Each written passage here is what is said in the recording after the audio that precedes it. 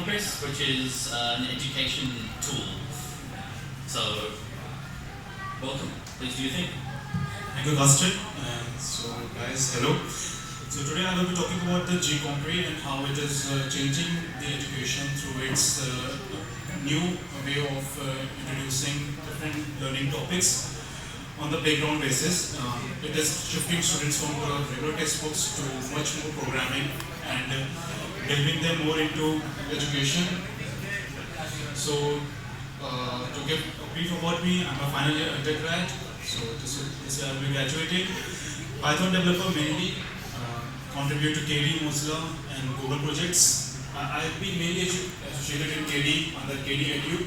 KDE Edu is a part of KDE which deals with educational projects. So there was a need of developing since KDE was mainly developing some operational main Linux softwares, they thought that it would be great if children who are the future of the community can be brought and given them an experience of Linux. So gCompre is one step for them to give the experience of Linux to them. So what actually is gCompre? And so basically SS silent, so we have pronounced it gCompre, and it's educational software which is not made by bigger ones, but it is for 2 to 10 years age. It is mainly game oriented, yeah, but it is educational. For now, gCompre is offering more than 100 activities and many are more being developed. See, these educational activities are mainly in reading, mathematics, science activities, and mainly some of the game fun activities. So coming back to the developer point, what was the building block? So we mainly chose Qt as the building block. So why Qt we choose? It was we had to target both desktop and mobile platform from a single code base. It had a tested HTML5, so we can easily rewrite to web also. Qt is better because it uses Qvel, CSS type language for designing, which has a better development platform. It is easier to extend them. It has some animations, much better animations, graphics, and main part when we are programming, it is simple and easy to understand. The other languages which we mainly use is C++, which is powering the backend. All the designs are being rendered by C++. JavaScript controls the game logic, and Qml, as I said, it is on design. For the bug tracking, we are mainly using Fabricator.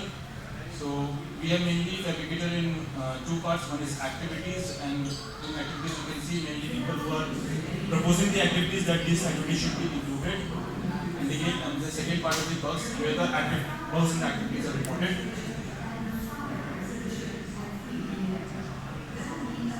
So what is an activity? Basically, we all talk about activities. It is mainly the activities which are general topics which child studies day-to-day topics like numerics, alphabets, reading, and some games like Nine Men Morris, some other reading games.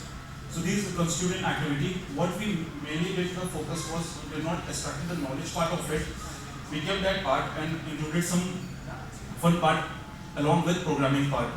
So it not only helped the child to understand the topic correctly through visualization, it also helped them to delve more into programming and how the steps are really working. The association with gCompre and KDE has been a long time.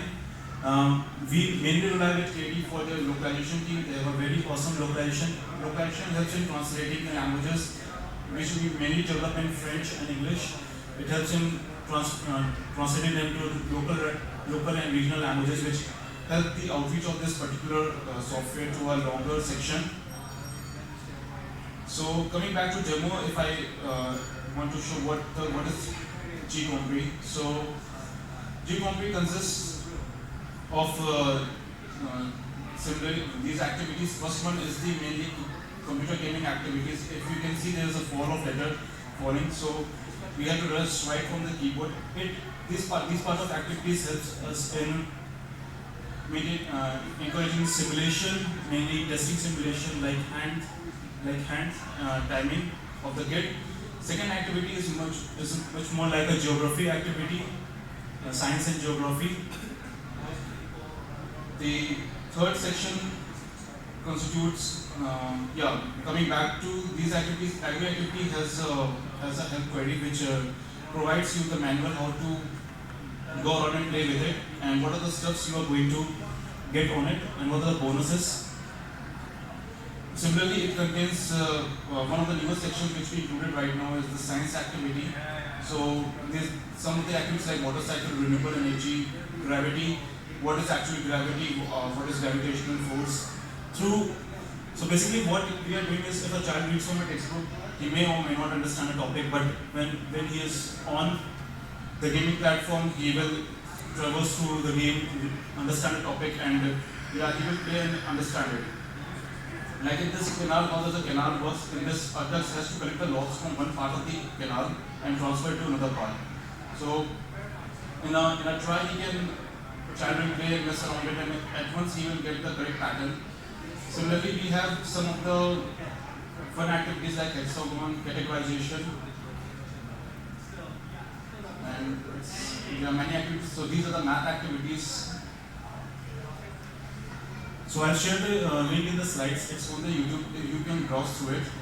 So along with, I was talking about the programming activities, some famous concepts which every people we study during optimization, during time-space complexity is N-power Fenoid. So we have included that activity quite recently. So and the last activity, which is the alphabet activity. So at the end, we have all the curriculum of the students and children who are studying in the school. All the crux of them in this particular gaming software, which helps them to understand how it is working and what the knowledge they are getting to extract from it. Coming back to software, what is our outreach? We are fully functional on Android, iOS, and macOS, along with Windows. There are some issues with macOS because they require a licensed good version. We are dealing with it, but for now it is on Android, iOS, and Windows. It is popular mainly in Europe because the languages have been localized there, but not in Asia. We need to make it more popular, so we are intending to invite the localization community, localization people who are good, who are contributing to other open source softwares to come and act with it. So our team is quite openly looking for the support. For now, we have 80+ contributors, but these contributors mainly include developers. We need localizers, we need some graphic people who can rework on the graphics, because now everything attracts is visualization.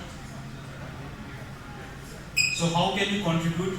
Not only code base, you can contribute by tweeting, writing blogs, testing the gComply software, packaging the gComply on the platform. And some 2 to 3 months before, we have packaged, one of the developers packaged on Sailfish OS. The last thing, one thing I missed in this particular gComply was there was an audio. We need audio also, because once you are playing through an activity, you need someone to guide also. Seldom people look at the info package, so we need voices for the game activities. You can translate it. So, and for the developers, we have developer programs, one by the KD, which is known as Season of KD, which recently concluded, and Google put in Google Smart Code by Google. So we have been participating since 3 years under KD, and we are looking for this year's too. So make sure that you punch your proposals.